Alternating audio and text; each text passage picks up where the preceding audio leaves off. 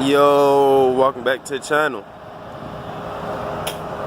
Don't mind the fans going off, I was just punching. Well, today, I'm filming. I ain't doing the film from going from the south side to the west side, back to the west side. I'm filming on the south side, on the beginning stages. Well, I call this the beginning area of the south side where I'm filming it. Right now, I'm waiting on my wife to come down so I can take her to work. And the so-called, in her definition of the Crown Vic, the pizza box. So I'm waiting on her to come down so I can drop her off at work. And hopefully she can have a good day at work. Which all I'm gonna do is when she coming down, I'm gonna drive right through there. I ain't going back around the streets and shit. Fuck all that. I'm going right through there. But yeah, Crown Vic all good. But yeah, what I was saying was, last night, I'm thinking about getting me another car one day. But like I said, I'm not getting rid of the CVPI. I'm either looking at like a 04, 05 Police Impala, or 04, 05, 06 Police Tahoe PPV. The two-wheel drive. I don't want the four-wheel drive. Yeah, the four-wheel drive is good because we got Chicago winters, the snow come. But I'm a performance type of guy. And the four-wheel drive, it got the performance, but not like the PPV. And smoking on my cigar that I got left. So, you know, like, you know, and we all know that the PPV is lowered to the ground 4 inches lower than the four-wheel drive. That makes a huge difference. Hey, and one of my subscribers, Street Cruising 101, he know I'm a rider. He know I'm gonna ride. I don't need trying to be flying and going around the curve. You know, I slow down to go around the curve and start to get that body roll. I'm about to flip over. Ain't got time for that. I want that performance. And plus, the as it's known, the Tahoe SSV Special Service Vehicle only got 120 on the dash. The PPV got 140 with the top speed. It maxes out at 139. I'm satisfied by that, because I said in the previous video, I don't want no car if it can't do the entire dash, right? But I'll be satisfied with the Tahoe PPV because you get 139 out of it. What's 1 mile an hour? What's 1 mile an hour? Nothing. So,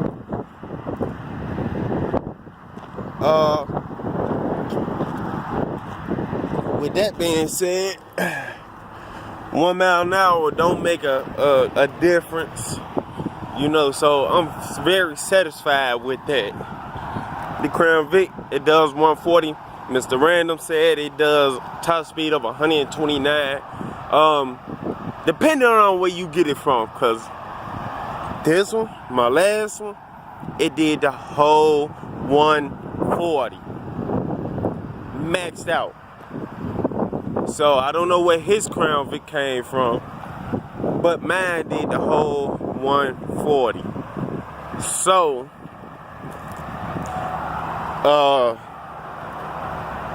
yeah, that's how I basically like it. If a car got a governor on it, I don't want it. Because my opinion is, if I'm not supposed to drive 140 miles an hour, then why the fuck is it on my dashboard? It don't make sense. And that's one thing the government want to do. They want to regulate us with these speed limits and shit. You know, yeah, I get speed limits, but, you know, at the same time, if you gonna say we can't drive this fast, tell automakers they can't put it on the dashboard then. Simple as that. Simple fix. Because you get a motherfucker like me, every car that had, I done pushed it to its limits. I had 2 cars that had governors. There was that shitty ass Intrepid, which I bought just to get back for it to work after my aluminum went out. My State Boy, I call it my State Boy Lumina. After she went out, I bought that Intrepid to get back forth to work. Only had it for probably a month or so and got rid of it. I did cut off on me and my girl. And then I had the most terrible car to ever buy, a Chevy Monte Carlo, but I didn't have the SS. I had the 3.4. That is a piece of shit ass motor. Like, never buy. I wouldn't even buy Monte Carlo SS no more. If I buy Monte Carlo SS, it's gonna be the 80s body, the real SS. Fuck the front wheel drive. I want the real deal, the real wheel drive, the real power. But the Intrepid, it had 120 on the dash, and I believe I got like 105, 110 before they governed out. The Monte Carlo also, it had 120 on the dash. I believe I got that to 105, 110, and it was right on the other side of this wall on the expressway.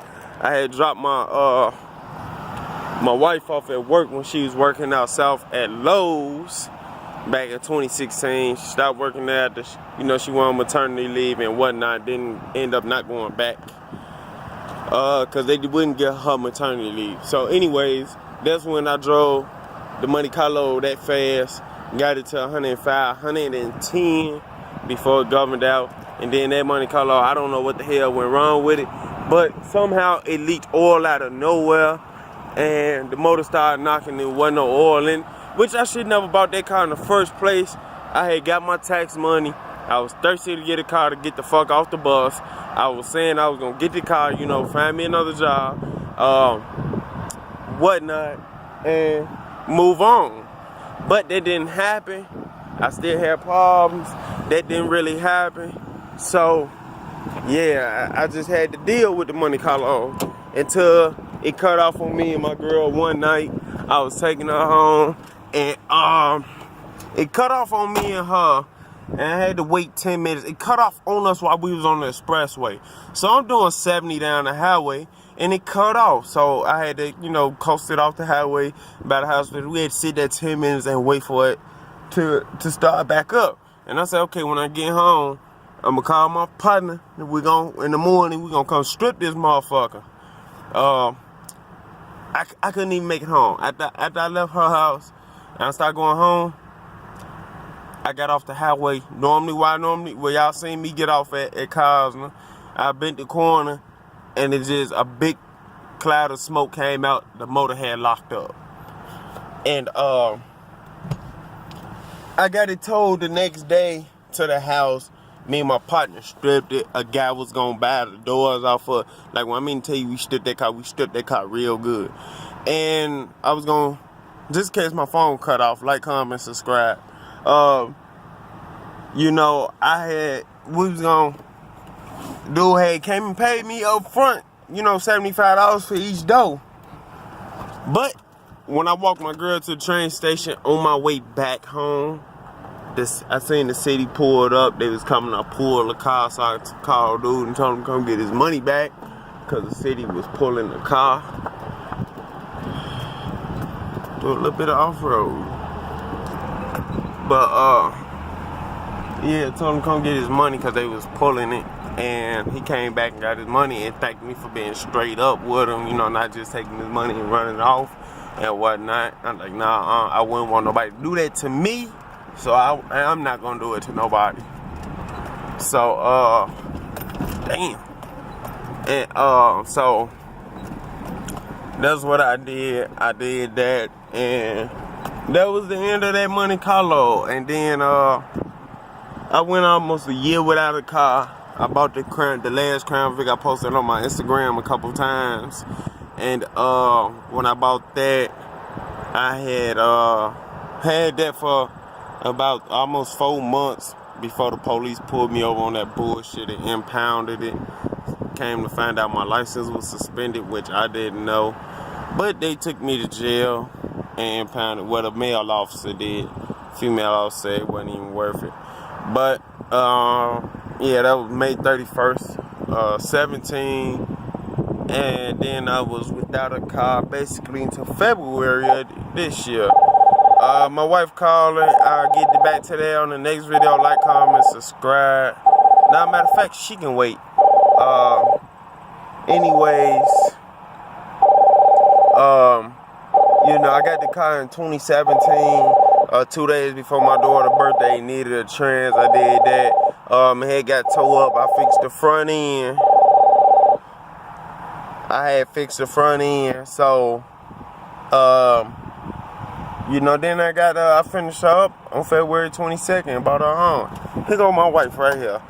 I'll catch y'all in the next video.